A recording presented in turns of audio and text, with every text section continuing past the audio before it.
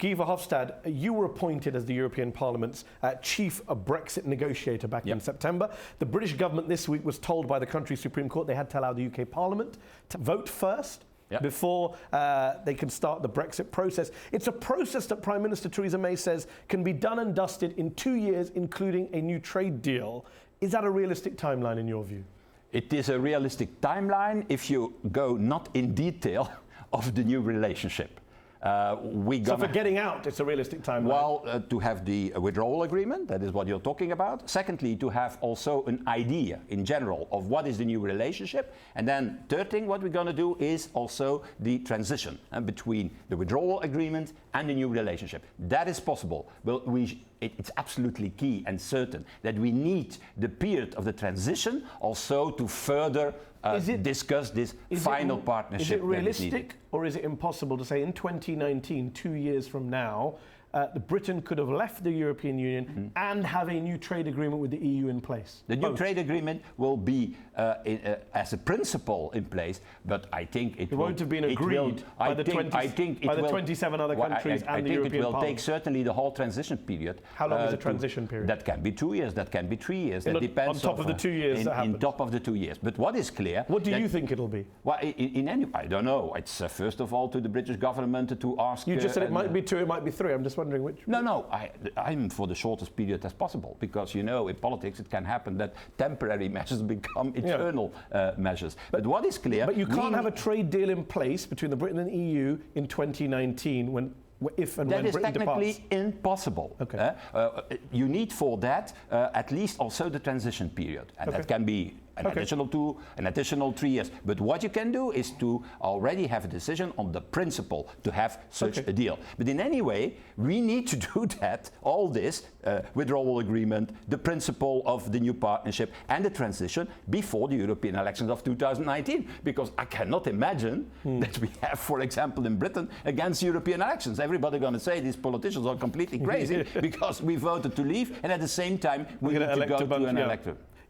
Theresa May also said in a recent speech, in a kind of preemptive warning to the EU, to people like yourself, that the EU's principles could be crushed into tiny pieces, she said, if it doesn't respect different views, and that it would be a calamitous act of self-harm if EU members pursued a punitive deal. Is that what you're doing, and will you get crushed by the UK and others? Are you worried about being crushed? As a negotiator, also my colleagues, nobody is looking for a punitive exercise. Nobody is looking for revenge. What we are looking for is a fair agreement in which you can never have outside the European Union a better status than as a member of the European Union. What we cannot allow is that Britain goes out of the European Union, the single market, the customs union, the European court, and then is cherry picking the best pieces of European cooperation. That doesn't work. You cannot have a deal like that. And secondly, I, as a Brexit negotiator for the European Parliament, I want also to be generous to those British citizens. And I receive every day mails, tens and tens of mails.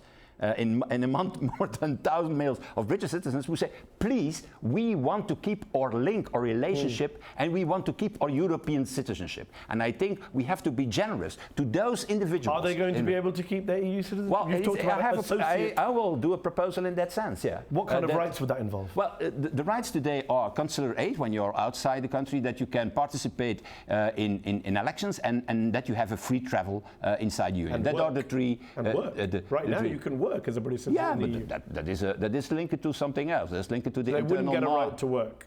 No, we're going to see what the outcome is of the negotiation. As you said, my proposal, what I'm talking for the moment, is the travel, the consular aid. So you would have to opt in. Not every British citizen would get it, but those who wanted to be an associate EU citizen would have those rights. That is the request that we receive from many British citizens who are saying we don't want to lose our European identity. And is it not possible on an individual basis, not on a collective basis, that we can keep our EU citizenship? And I think that we need to have one or other type of a measure that creates... And not just UK citizens wanting to keep rights. What about a future UK government that says, you know what, the Conservatives got it wrong. We want to rejoin the EU. Would they be able to rejoin the EU?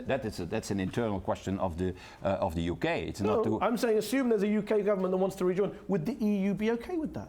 Yeah, is there the mechanisms to allow that? If they are first out, then they need once again they're out. to. So 2019 they're out. 2020 there's an election in the UK. They can always reintroduce a request for membership of the. And there'll be no issue Union. on the EU side if the UK government came back. That is always possible, but that is a decision that has to be taken by a majority in the UK. But once they've taken it, then the EU has to make a decision whether they want to allow the UK back in after all the trouble it's been caused. Then there starts a new process of negotiation. From scratch? From scratch. Like as if it was any other country, no special privileges? I think certainly we have enough experience to make it then a little bit a faster process than what is it normal. Okay, so it might get a bit of a head start, might get a bit of a push to the front of the queue. Yeah, but I think it's a little bit unrealistic at this moment to talk about that at the moment that we have a Conservative 2020 majority. And a different government might say that actually we made a big hash of it. Let's hope, why not? You've also said in the past that you thought an independent Scotland that wanted to join the EU should be encouraged to do so. Could an independent Scotland join the EU before the UK exited in 2019? I never talked about an independent Scotland because it's not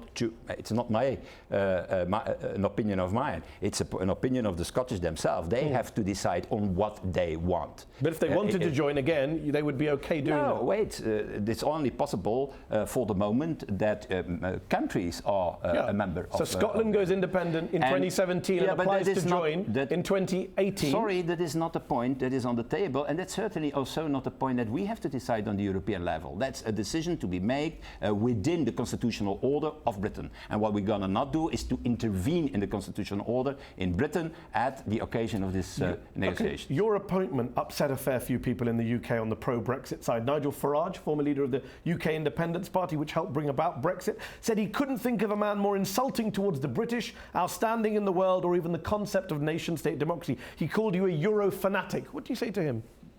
That he knows something about fanatics because he is a fanatic himself, I should say. And I am, I believe in Europe. Not to replace the nation states, but to create added value from the nation states. And I'm a believer in free trade, for example. I think it's there is a huge problem for the moment. That is the rise of protectionism, not only in parts of the world, but in America, for example. The Trump administration was openly, in fact, advocating the need for protection. So what is absolutely needed is that next to the Brexit negotiation, we not only reform the European Union, but we continue with our trade agreements with Canada, first of all. In a few weeks we will ratify, then with Japan, then with India, and that we become a little bit the front runner in free trade worldwide.